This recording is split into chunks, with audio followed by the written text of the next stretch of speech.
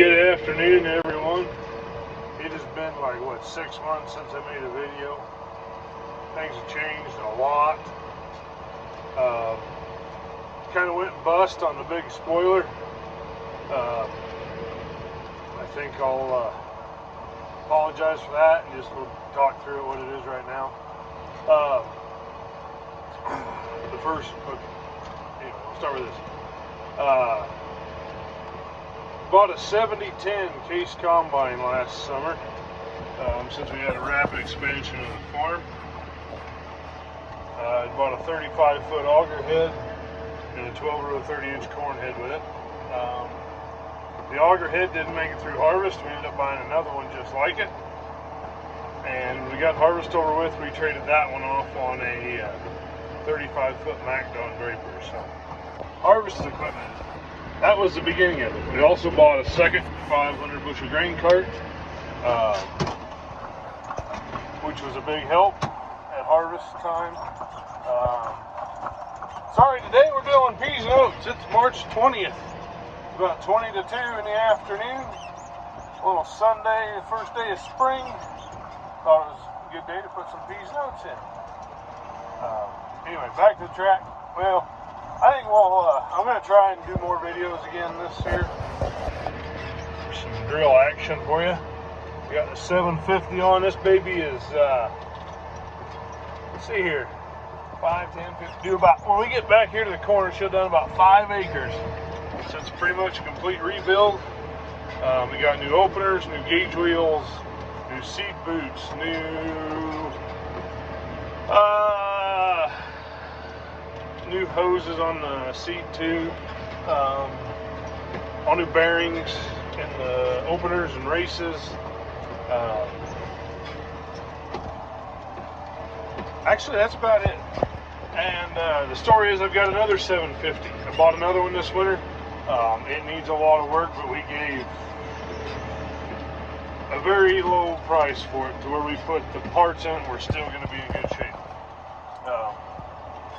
And I'm not too shy usually about sharing numbers, so I'll do a little bit on these drills. Both drills, what I bought for parts, is about $15,000 worth of parts. The drill I'm pulling now is the one I've had for 8 years now, believe it or not. And this is about the second time I've rebuilt it, basically. Never done it all at once like this before, but that's okay. So the other drill is going to get opener discs, seat boots, gauge wheels, new closing wheels, updated ones like this one that's got on it in the last few years. It's going to get new seat tubes. I'm missing something else. The seat boots. Firming wheels, those are going to be new. So it will be new when it's done. All that will be rebuilt. So we got this one done to do some oats with. The other one has a fertilizer tank on it and some markers and stuff I'm going to strip off of it. I got to get that done and then I'll start overhauling it. But the plan is we will run 2 drills this summer. So last summer, and I think I might have talked about this week, about in May, 1st of June, we added about 700 acres of farm ground. We are going to farm it again this year. Last year was a 1-year deal. Now we've got multiple year contracts on it, so it's kind of nice to have some good growth that way. But the problem is it's about 40. It's actually from where we're at. It is 45 miles west and north. So the plan is one drill is going to go out there and do soybeans, and the other one's going to stay here and home. There'll be about a couple hundred acres of soybeans to drill. When these oats come off, we're going to put soybeans in. And there'll be probably some alfalfa to drill, some cane, and all that stuff. So it's going to get a little variety. The other one's just going to do soybeans this year. But the nice part is we have 2 drills and cover the same acres and be 50 miles apart doing this, working at the same time. So there's that. I did put a video up, I think I posted it when I was hauling cattle last fall. About a new semi-tractor and plot we bought. Not new to me. After that, I bought a pup for my 77 Ford straight truck. We've been hauling corn with it some this winter. Does pretty good. and I bought a different grain trailer to pull behind that new semi-tractor. A very nice upgrade over the one I had. Not even comparison. So, also on last fall when I had that auction, I bought that drill. I bought a 4250 tractor. Bought it very reasonably. It did have 20.838 rubber on the back. I put 18.4 42s with step-down rims on it. And then I bought a set of 10-bolt hubs and duals that were 38 inches at 18.438. The tires were not very good. So I put the 20.8s on the dual rims, and they will match up with 18.442s. The 20.8s I couldn't narrow up enough for 30-inch rows, so that's why we went that way. And on the duals, it's fine. You know, they'll fit in a row. We just couldn't get them close enough to the cab. We'd only get down to like 34 or something like that. You got 21 inches of rubber and you're 2 inches off. It's kind of tight. So it would have worked, but we went this other route. So it's been terribly, terribly dry this winter. We finally got, 2 weeks ago, we got about 6 inches of snow. And the other night, that would have been Wednesday-ish, we ended up with half-inch of rain. So, March 20th, we are halfway through calving. First cycle on the cows, and we got half the calves, so I'm happy with that. Good start. It's been pretty good weather. We had some hiccups, you know.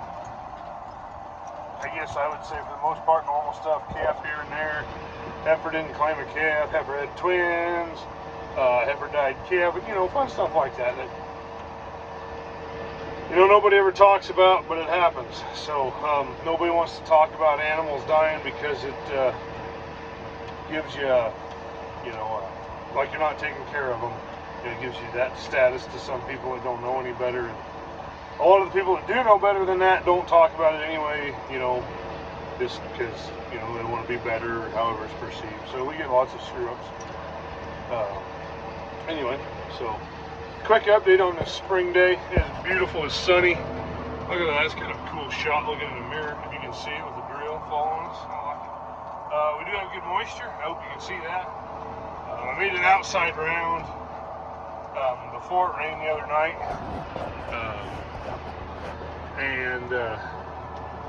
I found out I put my front gauge wheel arms on backwards, so I had to redo that the other day. But then we got that rain shower, and now we're working at this field was 199 sorghum sedan BMR, Perkitic Dwarf BMR sorghum sedan. There we go. That's what I wanted to say. Last summer, we took 2 cuttings off of it. I think I put the video up of first cutting. Second cutting, I didn't put a video up. I cut it about the 1st of November. We were still, we were waiting for milo to dry down and corn. We'd cut all the beans, and we picked a couple 100 acres of corn, and then everything was wet. So we had to wait 2 weeks to get a good freeze. The milo dried down. Well, while it was drying down, I unhooked a grain cart and put the H7450 Momax on. We cut this. We got this kept, put the grain cart back on and finished harvest. That was on the 4240. And the 7210 I'm in now had a grain cart on it. And we got done with harvest. It came home and put the baler on it. We baled hay. It took forever to dry because it wasn't warm, you know. God dang, when was it? I know it'd been snowed on. I mean, it still was green. It's good looking hay. We didn't have much moisture on it. I think it was Christmas when I baled that, right at. So, I think that's about the right time. So, but that's the plan. Hopefully we'll have time. It's been crazy, so I know my videos really got to slacking when we took on that extra farm ground last year. I was just busy. I didn't get any cool videos of irrigating or harvest or any of that. I really did slack on that. I know I don't have a lot of followers, but a few that I do, fun to talk to. So anyway, what we're doing today, we'll talk a little bit more about that, is we're planting Goliath oats and 40-10 forage peas. We're planting a total of 100 pounds an acre, 70 pounds of oats, 30 pounds of peas. And this year, if you haven't had the oats or had to try and find them, they're expensive and they are hard to find, or could be. I'm lucky enough for the place I work, we have a really good supply of oats. So that's not an issue there, at least for me anyway. So the plan is we'll get these up, hopefully, I don't want to say too much, but, well, the plan is we're going to take them off by the 10th of June. I'll probably dry bale it. Hopefully, I didn't do any baleage last year. After 2 years of it, thought maybe, it was me. I'm not sure I was getting the value out of what I was putting in for the cost of the wrap and the machine they're in. So we dry baled everything. Got along pretty well. I had some second cutting alfalfa that laid for 2 to 3 weeks, which was a mess. Honestly, it ain't great hay, but it's a lot better than I thought it'd be. Been feeding some of it, try and get it used up, But so we got some other exciting things coming this summer. New stuff on order yet that hasn't showed up. Some of it was supposed to be here, some of it wasn't. So,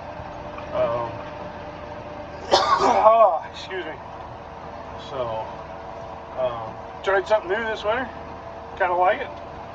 It'll probably come off when cows go to grass. I kind of think that's what I'm going to do for a ritual. The cows are on grass. She's clean. If they're not, grow her out. I don't know. We'll see how it works. So, things have been going pretty good. Family's been staying healthy. Of course, everybody knows price of everything is tremendously out of line with where it should be. But of course, and I mean, I'm talking grain prices, fertilizer, fuel, everything in the price and input costs. So, I mean, heck, I got some $7+ corn to haul yet. So, which is kind of fun, because that was corn that was supposed to be at a break even of about $3.50. So we're making pretty good money on that corn, but interesting things. So, and we got some other projects going on. I got a lot of things going on, didn't tell you guys about. I think some of them will just let them show them up as they happen. So, big changes, all good, no bad. I mean, so far, we'll find out. There might be some hiccups along the way, there usually is. But I'm just gonna probably make this video something like an apology for the teaser and a kickoff for 2022. And again, if you guys want to see something for a video, I'll sure try and get it on. We'll make her work. I'd like to try my hand at some video editing. That might happen. I might try that working on the next grain drill when we start going through it. We haven't even got the planner looked at it yet. I got a pretty good idea what it needs, but that's on the agenda. We're going to do some modifications in it, add some more fertilizer parts, add a 2x2 system, and continue within furrow, do both. I think it'll take a little more, I know it's going to take more time, a little more headache, but I keep trying to push that crop to the next level. And I'm doing it in ways, trying to do it in ways that aren't common. Don't like buying dry fertilizer. I've tried to avoid buying dry fertilizer for several years. I think there's some good products out there that'll help me do that and still be able to produce exceptional yields. One example I had, and this is getting long-winded, but I had maybe I'll see if I can get a video or a picture in the comments. I had one field of grain sorghum. And grain sorghum is kind of well, I'm on the east side of where it's dominantly grown. It's usually grown in western Kansas, southwest Nebraska. Otherwise, Texas grows a lot of grain sorghum. And most guys here don't treat it that well because it's a crop for a dry, arid climate, and one that they honestly just don't put a lot of care and love into. and I used the same fertility program I did on corn. I tell you what, it yielded like corn. I was impressed. I was hoping to make 130, 40 bushel an acre. I'd have to look at the yield monitor, but I think the average on the field with the yield monitor, and this is actually less because if you go off the scale tickets, it yielded more than the monitor says. I can tell you the bushels and the acres, which I know is going to be more than what the yield monitor said, but we'll give you an idea. The yield monitor said it made 182. We took like 11,600 bushel off 68 acres, which figures out like 190 bushel grain sorghum. And that is dryland grain sorghum, and that is unheard of. I'm kind of kicking myself. We're going to try some stuff this year. I want to enter like the sorghum producers contest. They have one like the corn and soybean contest. Because if I would have, I would have been 20 bushel over second place with that entry. And that's field average. I could have found pockets in that field that were 220. I could have beat the irrigated yield winner from what I'd seen on their website. So that was kind of interesting. So I think that's going to be one thing we're going to try is doing that. I'm not going to enter the corn growers contest. Honestly, I just can't compete. Even in the state of Nebraska. This year I did have a quarter section make 195, which is really good dryland corn for me. But you get in the southeast part of the state and they can knock out 280, 290. So I mean, there's no point for me to compete. There's just too much variability in that 100 miles east and west. And then soybeans were really good. I might try that one. Soybeans kind of get neglected a little bit. Again, if you treat them like a crop, they'll reward you. Of course, you gotta get the rain, and we had the rain when we needed it for corn, or for beans in my last fall and corn. So that was my best dryland corn. I take that back. I had one tiny little field out west. It was like 6 acres, making 210. Otherwise, I had well, right here where I'm at, there was a 60-acre field right over there. They made 135, which isn't bad dryland corn, but I'd sure like to do a lot better than that because we can. So we're just going back and forth now and put some oats in. So, all right, thanks for watching, and we'll catch you later.